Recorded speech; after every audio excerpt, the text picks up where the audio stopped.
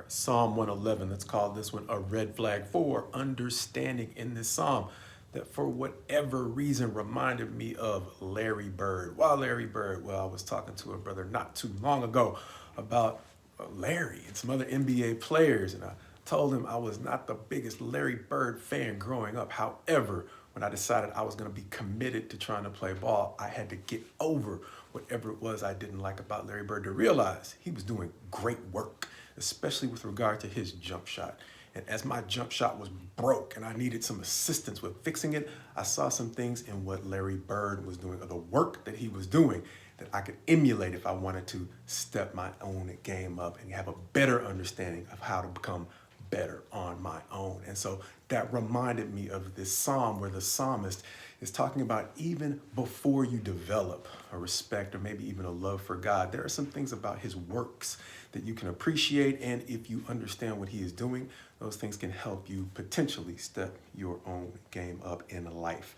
Verse 2, he is going to talk about the works of God, and that's going to come up over and over again. The works are going to be mentioned probably at least 4 times in this chapter. But verse 2 says, "Great are the works of the Lord, studied by all who delight in them." He's going to go on in verse 4 to say he has caused his wondrous works to be remembered.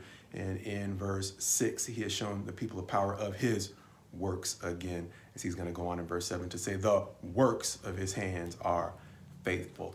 And this psalm is going to roughly seem to break down according to a description of the things that God has done, or the works that God has done, and a response, or a wise response to an observation of his works. Reminding me again, it's one thing to sit as a fan and say, I don't like that guy, but it's another thing to be able to say, I can at least appreciate the work that he is doing and appreciate it in a way that allows me to improve.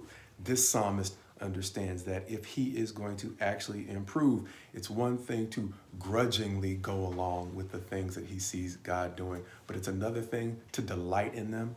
Verse 2, to the point where he is motivated to actually study them in a way that'll make an effective change in what he is actually doing. How do we know? Go on to verse 8, where he says, the works of the Lord, after he talks about the works of the Lord in verse 7, verse 8 is going to say, they are established forever and ever to be performed with faithfulness and uprightness. And that whole concept of faithfulness is, once I see a good example in someone, it doesn't make any sense for me to emulate that example in a faulty way. If I see somebody who is doing something in a way that is worth looking at, something that I can acknowledge as excellent, I need to repeat the excellence in those ways. One of my buddies said it this way.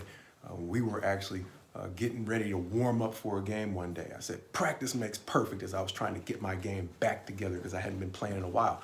He said, no, Marcus, it's not practice that makes perfect. It's perfect practice that makes perfect. He was a believer as well, reminding me of what I saw right here when the word is saying it's not enough to simply appreciate the excellence you see in someone else. If you want to step your own game up, your own life up, you have to be faithful to the way in which this person is actually getting excellent results. Going on in verse 10, he's going to say the fear of the Lord is the beginning of wisdom. All those who practice it have a good understanding, helping me to see beyond all the realization and all the appreciation. Once I got over myself and started emulating the things that made him successful, it wasn't until I faithfully practiced the things I saw him doing that I actually began to see improvement in my game. And so likewise, this psalm reminds me of the ways in which a red flag for my growth or genuine understanding can be seen in the ways that I can appreciate the excellence of what someone does, even if I'm not always their biggest fan. More importantly, the way that I can faithfully emulate the excellence in what they do, and whether or not I can faithfully practice the excellence that I see in them until my own situation begins to improve.